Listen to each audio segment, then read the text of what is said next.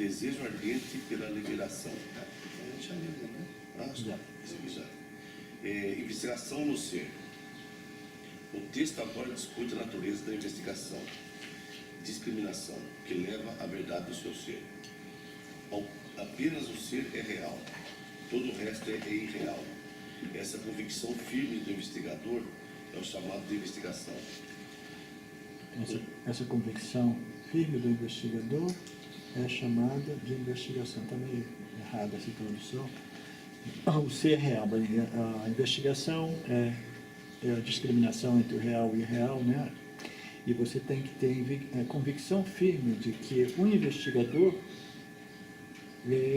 que é o ser universal, né?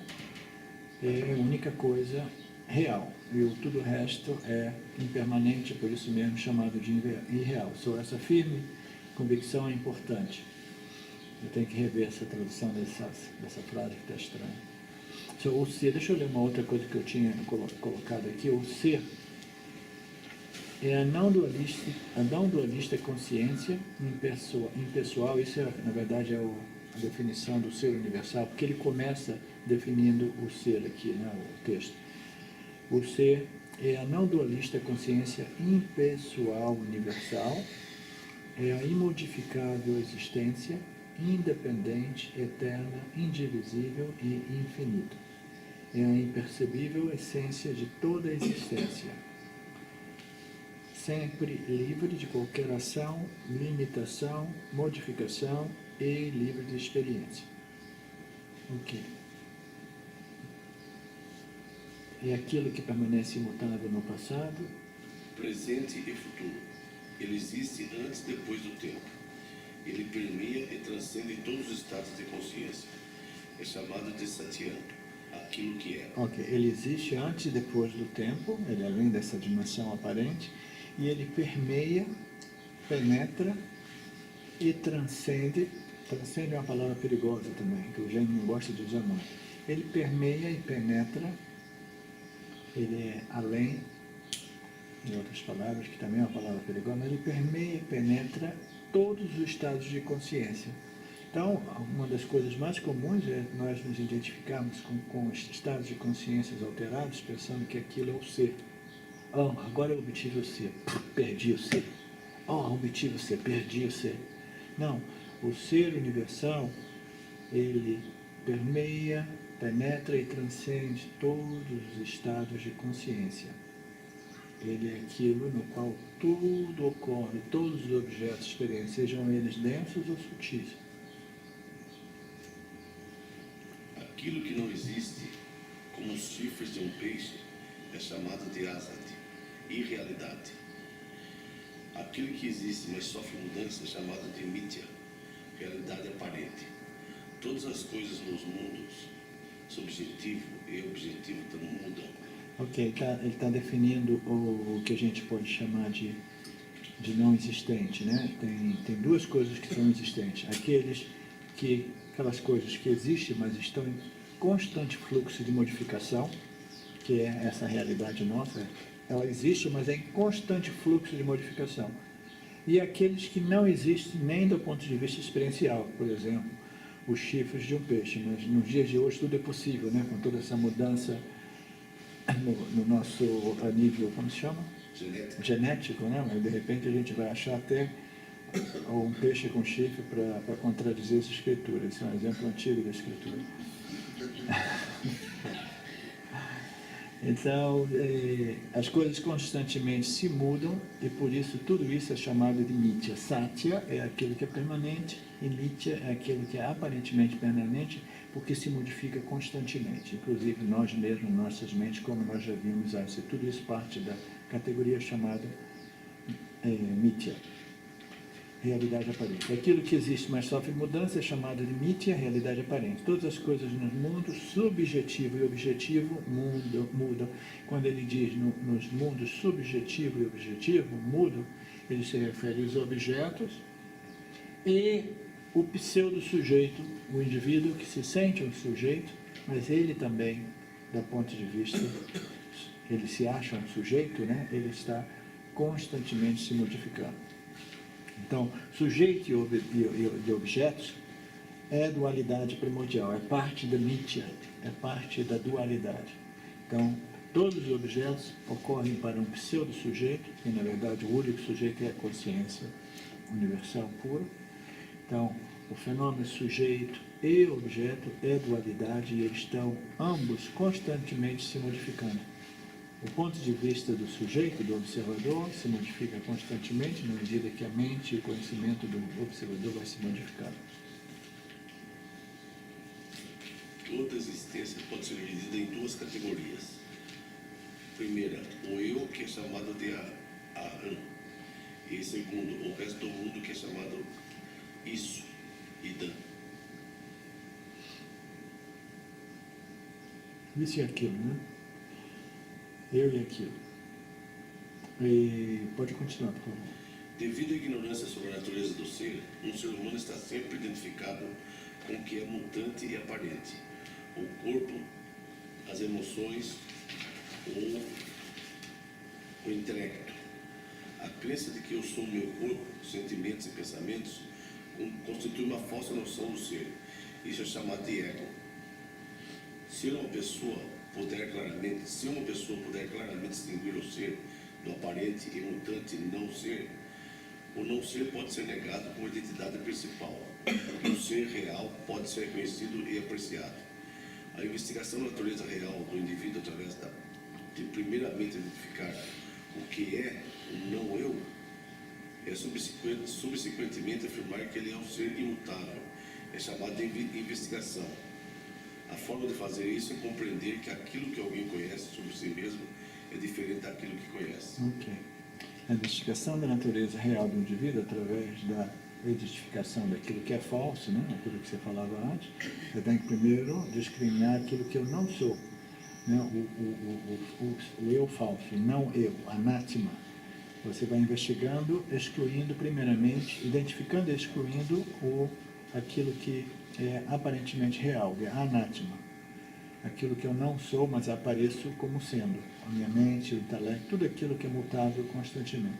E subsequentemente, afirmando que o ser imutável é o quem eu sou. Isso é chamado de Tattva Viveka, em outras palavras. É a propriedade de discriminar o sujeito absoluto de todos os outros objetos. Isso é o instrumento principal do Vedanta. A forma de fazer essa investigação é compreender também que aquilo que alguém conhece sobre si mesmo é diferente daquilo que conhece. A gente precisa ter muito claro o que é um sujeito, o que é um objeto. Qualquer coisa que eu conheça não pode ser quem eu sou. Porque se eu estou conhecendo aquilo, na minha mente, a minha emoção, as minhas emoções, as minhas ideias, se eu estou testemunhando e conhecendo aquilo, por exclusão lógica, não pode ser quem eu sou. Porque eu não posso ser o sujeito e o objeto ao mesmo tempo. Né? Então, se eu observo alguma coisa com a qual eu estou identificado, a gente precisa compreender que, por exclusão lógica, se eu conheço alguma coisa, é porque aquela coisa não é quem eu sou, é diferente daquilo que eu sou. A análise que se segue mostra como eu, aquele que conhece, é diferente do corpo com o qual ele está falsamente identificado. O indivíduo. Então a gente vai falar sobre o indivíduo. O texto vai falar sobre o indivíduo. O que são os três corpos? Shariratrai. O ser está aparentemente vestido de três corpos e desfruta de três estados correspondentes. O corpo do elemento é chamado de corpo bruto. O corpo denso, melhor dizer. Os sistemas psicológicos, as emoções, o intelecto e a autoimagem, que é o ego, são chamados de corpo sutil. As sementes das experiências passadas do indivíduo são chamadas de corpo causal, porque elas causam seu pensamento, sentimentos e ações. Ok, nós estivemos vendo e revendo isso constantemente. Né? O indivíduo, o jiva, nada mais é do que a composição dos seus três corpos. O físico, o sutil, constituído da mente, o intelecto e o ego, e o corpo causal, que é o subconsciente. E ele é chamado de causal porque ele causa, né? Ele causa o corpo sutil e o corpo físico. Por isso que ele é chamado de corpo causal. Os corpos bruto, sutil e causal são testemunhados pelo Atman, o ser. Se o ser se identifica com o corpo bruto, ele parece ser uma entidade ambulante. Quando se identifica com o corpo sutil, parece ser um sonhador ou pensador. Quando se identifica com o corpo causal, parece ser aquele que dorme. Esse processo é parecido com o de um ator fazendo diferentes personagens num drama, ou um cristal límpido que assume a cor de um objeto que está próximo dele. Mas como um ator, o ser se distingue dos papéis que aparenta assumir. O ser é, portanto, chamado testemunha dos três corpos e seus respectivos estados. O ser é eu e os corpos são isso. Alguma dúvida sobre esse parágrafo? Então, o que é o corpo denso? Aqui, o que é o corpo bruto? É aquilo que é composto dos 5 elementos: espaço, ar, fogo, água e terra. Depois deles terem passado pelo processo de se dividir e combinar. Nasce como resultado de ações meritórias do passado, é o veículo através do qual alguém ganha experiência no mundo. Nasce, cresce, se sustenta, decai e finalmente morre. Então, o corpo bruto é composto dos 5 elementos, né, naturalmente combinados com os 3 gunas, as 3 energias, e eles existem em forma sutil, causal, sutil e físico. Mas agora nós estamos falando do corpo denso. O corpo denso é um resultado de ações meritórias do passado e é o veículo através do qual alguém ganha experiência no mundo. Sem o corpo físico, a gente não pode ter experiência. Ele nasce, ele cresce, ele se sustenta e decai e finalmente morre. Corpo sutil. O que é o corpo sutil? É composto dos aspectos sutis dos 5 elementos, antes que eles passem pelo processo de se dividir e recombinar. É um resultado de boas ações no passado, um instrumento para experiências sutis. É constituído de 17 partes: os 5 sentidos perceptivos, os 5 órgãos de ação, os 5 áreas vitais, respiração, evacuação, circulação, digestão e assimilação, e o poder do corpo de rejeitar objetos indesejados. O dano também é ativado no momento da morte. É responsável por expelir o corpo sutil do corpo bruto. O corpo sutil também contém a mente e o intelecto. Vocês querem entrar em detalhe um pouco nisso ou a gente pode passar por cima? O corpo sutil é o resultado das boas ações. Tudo isso, né, ele coloca como resultado das suas ações. Obter um corpo físico, um corpo sutil, é resultado de ações meritórias do passado, porque, do ponto de vista matemático, estatístico, a probabilidade de obter um corpo humano é tão remota como aquela de ganhar na loteria da Mega Sena, por exemplo, entendeu?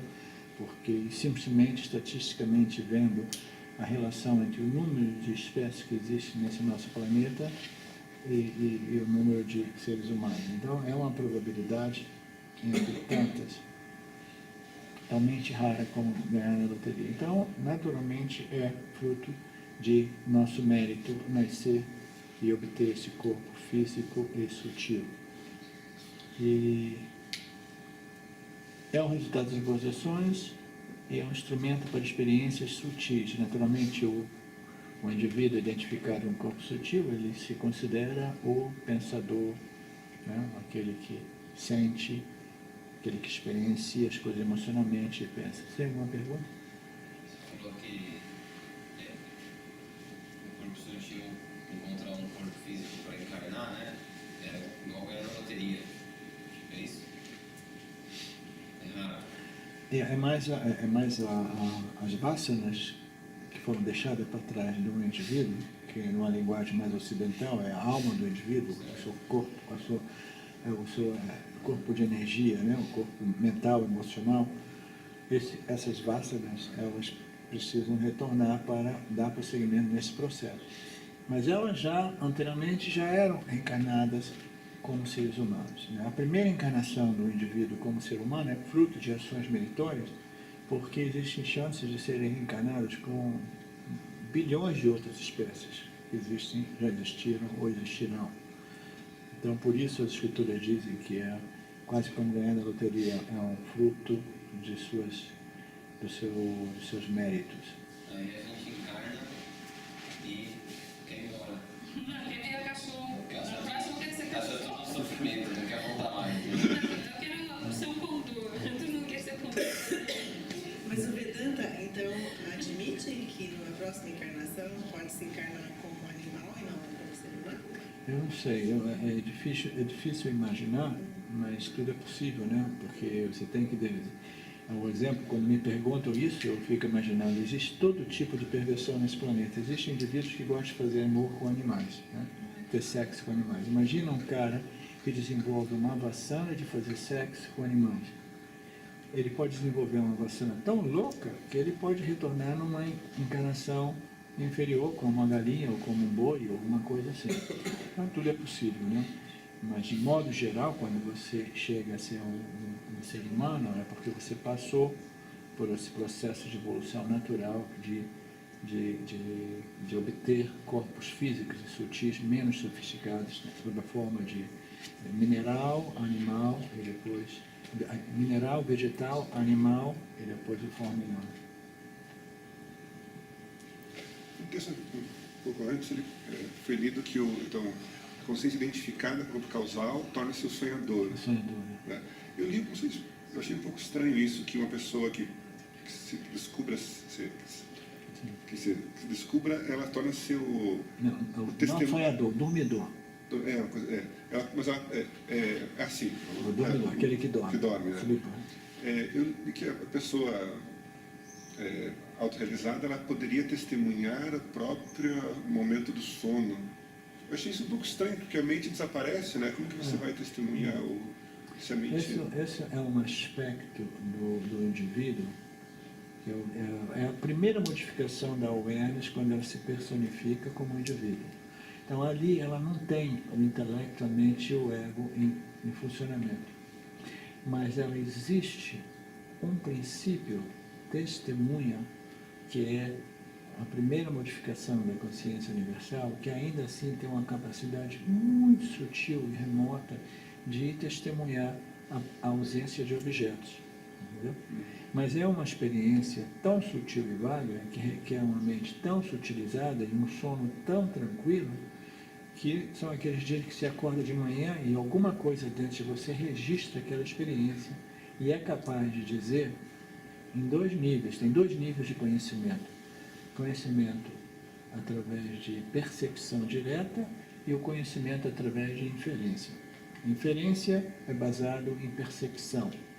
Você, através de percepções anteriores, você infere um conhecimento, você infere uma verdade. O exemplo mais tradicional de inferência é que você olha ali por trás da porta, você vê uma fumaça que está vindo para cá.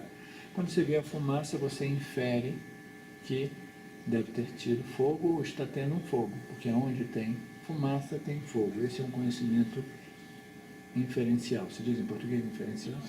Inferencial. Então, os conhecimentos são através de percepção ou inferência. Percepção e inferência. Quando você entra num sono profundo e acorda de manhã cedo muito rejuvenescido, você diz para você mesmo: uau, eu dormi um sono tão tranquilo, foi uma paz, eu não lembro de nenhum objeto, nenhum sonho, nada me perturbou. Entendeu? Então, tem um registro sutilíssimo daquela experiência que é captado, entendeu? Não pelo corpo sutil, mas pela sua memória causal, que é uma memória muito sutil. Entendeu?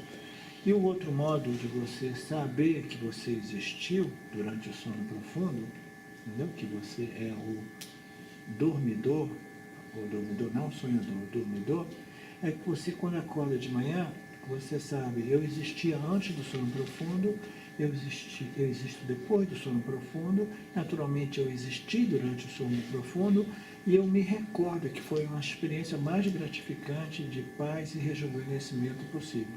Então, esse conhecimento, ele tem um elemento muito sutil de memória perceptiva, mas principalmente de inferência. E inferência é um meio de conhecimento, também vale todo o desenvolvimento da ciência nossa, não? Com base em inferências. E a inferência é um conhecimento baseado em percepção direta. Aí você tem essa infinidade de conhecimentos diretos que vão formando conhecimentos através de análises, conclusões inferenciais.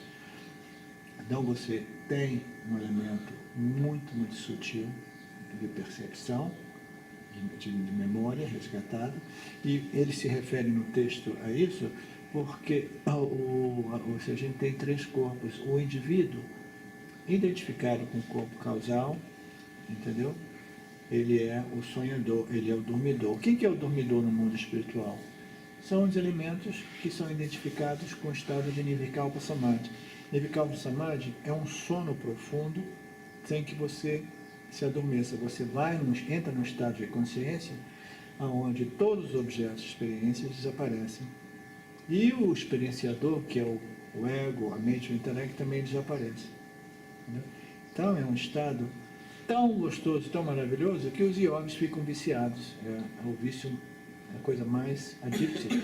Então, naturalmente, se ele fica viciado, é porque algum aspecto deles, né, se apaixonou por aquela experiência, entendeu? Então, o ser, o indivíduo, identificado com o corpo causal, é o sonhador ou é o yogi no estado de Nirvikalpa Samadhi, entendeu? É o estado de bliss, a identificação com o corpo causal, a identificação com o estado de ilimitação. É o aspecto nosso que se sente ilimitado, porque não existe nenhum objeto, não existe nenhuma experiência. Quando não existe nenhuma experiência, não existe fronteiras, divisas, entendeu? Você é ilimitado, você é infinito. Então, esse é chamado corpo causal, ou corpo de bliss, ou corpo do sono profundo, ou corpo, ou a experiência do Nirvikalpa Samadhi, quando você existe, mas sem o seu corpo sutil e sem nenhum objeto aparecendo para o seu corpo sutil. Ainda assim você existe.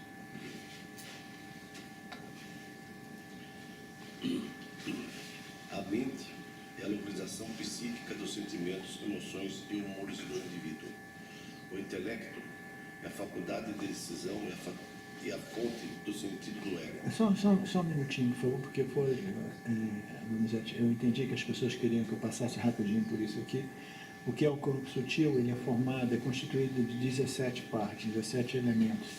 São os 5 sentidos perceptivos, que nós falamos disso bastante nos últimos dias. Os 5 sistemas fisiológicos, tá? Todos os nossos sistemas, a respiração, a evacuação, a digestão, a assimilação, a circulação. E o poder, o poder do corpo de rejeitar os objetos e digestão, né? O dana também é considerado um outro desse sistema natural, é o sistema nosso automático, autonomous system, não, o sistema automático de tirar o corpo físico do corpo sutil no momento, o corpo sutil do corpo físico no momento da morte, né? O dana também é ativado no momento da morte. O corpo sutil, o corpo bruto, o corpo sutil também, então, 17 partes que ele está falando, né? 17 partes. Os 5 órgãos dos sentidos, os 5 órgãos de ação, nós temos os órgãos de percepção, os 5 órgãos de ação fazem 10, mas os 5 órgãos, os 5 sistemas fisiológicos, os sistemas autônomos nossos, são tudo partes daquilo do nosso corpo sutil, isso é tudo parte. O corpo sutil é um corpo, ele é energia, mas é energia inteligente, ela é perfeita, ela funciona em perfeição, entendeu? A matéria é muito sutil, e essa matéria sutil é constituída dos 5 órgãos de percepção, não os órgãos físicos, os órgãos sutis de percepção, os 5 órgãos de ações sutis, os 5 sistemas fisiológicos, os autonomous system, e mais a mente e o intelecto. Então, são 17 partes. Consegue isso aqui? Tá. A mente é a localização psíquica dos sentimentos, emoções e humores do indivíduo. O intelecto é a faculdade de decisão e a fonte do sentido do ego, do fazedor de ações. O ser identificado com o intelecto resulta no sentido de eu sou um fazedor, eu sou um conhecedor. A mente e o intelecto são 2 aspectos funcionais do corpo sutil. Quando o corpo sutil está sentindo-se volitivo, emocional ou vacilante, é chamado de mente. Quando está envolvido no aspecto cognitivo, de determinar, decidir ou discriminar, é chamado de intelecto. Ele está desmembrando para efeitos didáticos a mente. A mente é colocada didaticamente falando nessa formação aqui, o que seria a estrutura perfeita de um corpo sutil, porque o estímulo passa pela mente. A mente é aquele aspecto, são os pensamentos e emoções que a gente capta toda vez que a gente contata o mundo dos objetos experiência. Não existe nenhum pensamento que não seja associado a uma sensação, uma emoção, um sentimento. E a mente é o aspecto do nosso corpo sutil que é mais volátil. Entendeu? Você vê que a mente é sempre pulando e as sensações se modificam.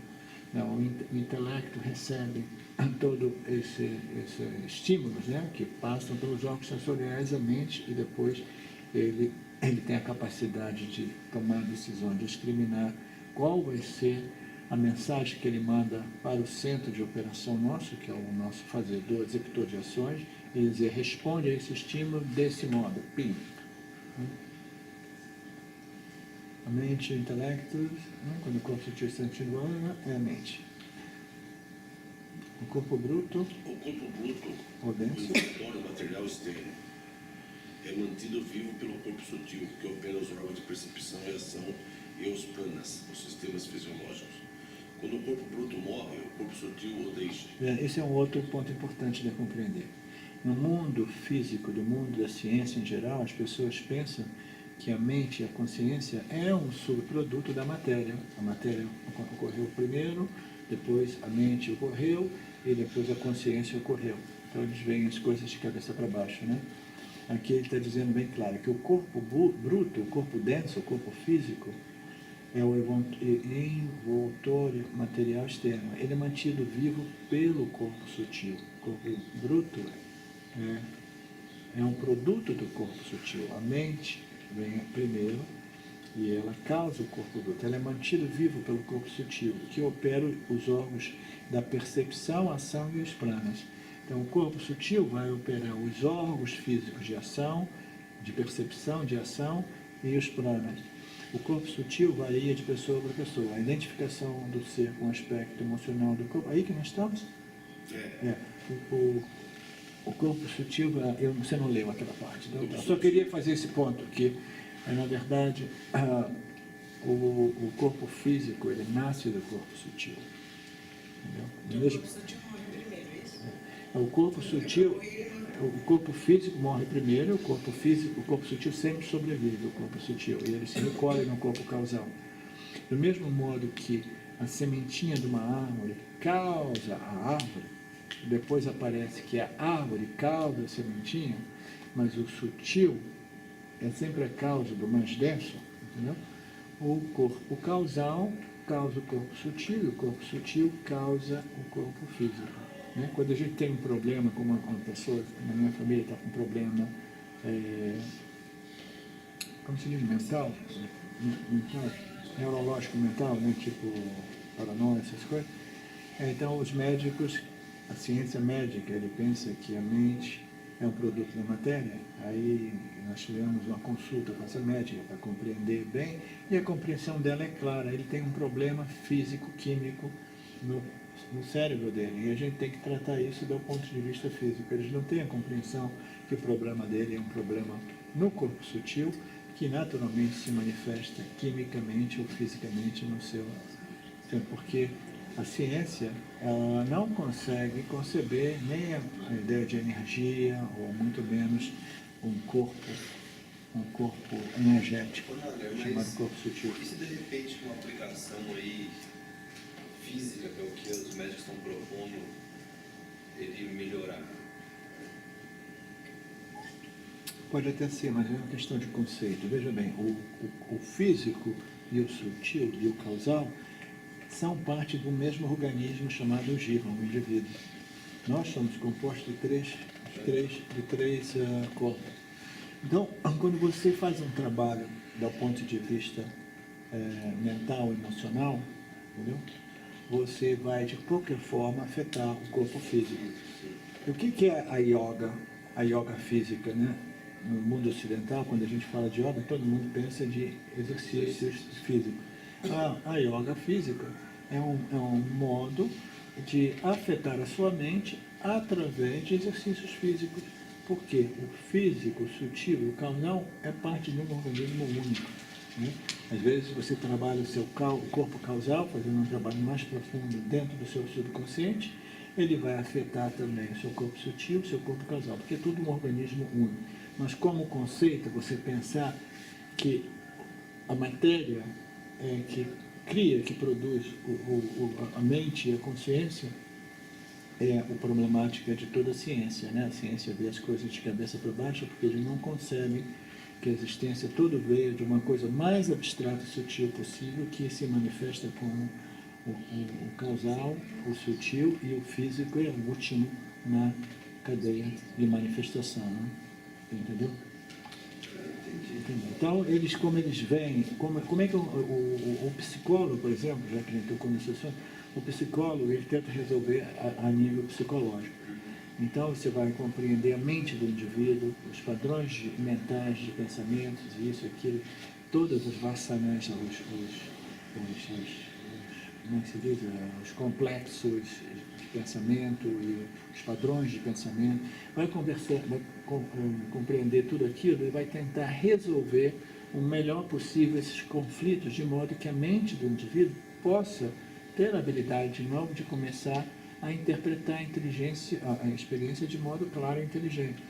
Quando isso aqui é uma confusão e uma agitação única, porque existem milhares de conflitos aqui, né? A mente do indivíduo, emocionalmente ele está perdido, intelectualmente ele perdeu a capacidade de focalização, de discriminação, então ele está perdido. O ego do cara é enlouquecido. Então quando a mente, entendeu? Que a matéria sutil ela está defeituosa, a gente opera com trabalhos psicológicos. Psicologia é um trabalho mais sutil. Mas do ponto de vista da psiquiatria, é por isso que a ciência médica não gosta de admitir que a psicologia seja ciência, porque a ciência só é ciência se ela pode ser objetivada e ser analisada e colocada sob a luz da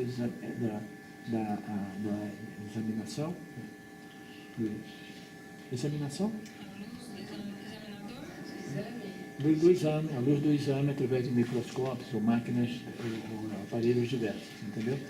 Então a análise química, neuroquímica, vai dizer, olha, esse cérebro aqui, eles fizeram assim, essa parte do cérebro dele, ela está danificada. Então a gente vai colocar esse remédio para isolar essa parte. Eu não sei exatamente o que eles fazem. Mas o cara, ele vai tomando remédio, vai ficar entorpecido. Ela falou, não tem jeito, não tem solução, mas pelo menos ele vai conseguir ser mais funcional no mundo, porque ele vai parar de surtar. Mas é uma solução? Não, pelo menos o cara vai parar de surtar. Mas não é uma solução, porque o defeito... É um paliativo. O defeito não é... E de repente ele ficando menos agitado. Não, mas é que daí a parte cognitiva do cérebro Não tá funcionando. não dá a capacidade dele de se melhorar. Tanto que se parar a medicação, bom. Parar a medicação, Então, claro. você quer parar a medicação, fazer os tratamentos até que alguns centros espíritas fazem, ou então a homeopatia, também remédio, mas assim, uma acupuntura, a yoga, micro quê? Fisioterapia. Microterapia, que é tudo na base da... Sim. da Eu estava falando com a Mari, né, a esposa do Dani, e ela estava me dizendo que ela sabe do caso dessa pessoa da minha família, né, que é meu irmão, a propósito, e ela disse que existem casos repetidos e conhecidos de que as pessoas têm todos os sintomas de esquizofrenia e paranoia por causa de uma deficiência profunda de vitamina D. Você ouviu falar disso também? D e B12. Então, a primeira coisa que eu vou fazer quando chegar é fazer uma recerca e mandar ele para um desses especialistas para analisar isso. Porque imagina que loucura. Porque quando você cai na mão da ciência médica, opa, é mais um aqui, vamos entorpecer ele de remédio. Os caras ganham dinheirão receitando aquelas coisas, ganham comissão e eles estão já programados a tratar as coisas o paciente desse modo, aí o cara não tem mais saída, né? Então eu vou fazer essa pesquisa para ver se... E aí, gente, são quase 20 para as 2. Vamos almoçar antes que a gente se adormeça. Agora estamos em menos, eu acho que todos poderiam almoçar aqui. Eu vou seguir a viagem já. Eu vou comer na estrada. É mesmo? Aham, mas agradeço. Aí daí a gente podia sair na ceia tarde. Passear. Ele quer evitar o tráfego. Mas come rapidinho, dá tempo. Acho. Eu acho que dá tempo. Fica à vontade. Eu como rapidinho, sabe É por que quê? você canta cachorro, baga, você come e sai correndo. Eu acho que agradeço, acho que eu vou pegar a estrada mesmo. Eu chego mais cedo em casa, tudo, mas agradeço. Obrigado. Obrigado. É da Carol. É, Carol. Mãe. É meu. Não, achei que você podia.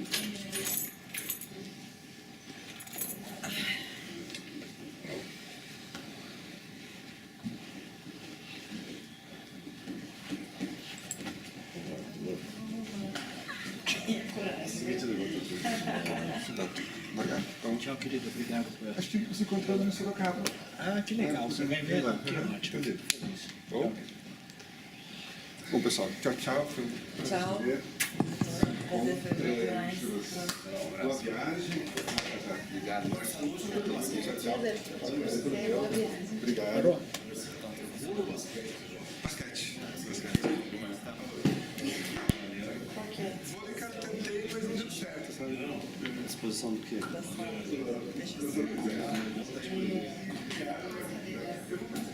Pausou aí, Naga.